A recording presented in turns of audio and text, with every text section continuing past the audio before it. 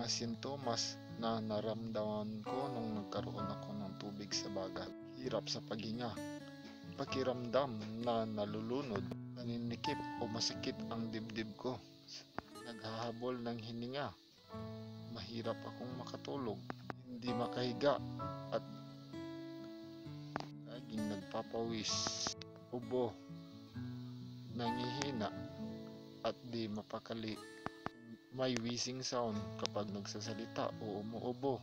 Ang boses ko mahina na, parang nasa loob lang yung mga salita ko, hindi nila masyadong naririnig.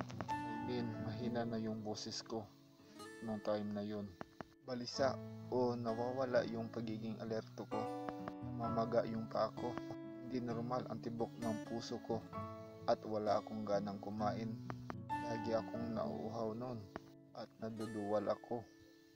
Naduwal ako kapag umiinom ng tubig o kaya kumakain. Umayat at bumaba ang timbang ko. At base sa nakikita sa akin ng mga tao, naging maputla daw ang kutis ko. Nung uminom na ako ng gamot, ay napansin din nila na medyo umitim din ang kutis ko. Bihis lang po yan sa mga sintomas na naramdaman ko.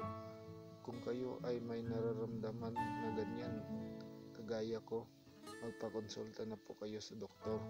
Maaagapan po ang tubig sa baga kapag ito ay nakita agad at na-check up ng doktor. Maraming salamat po sa panonood. Gagaling po tayo. Laban lang.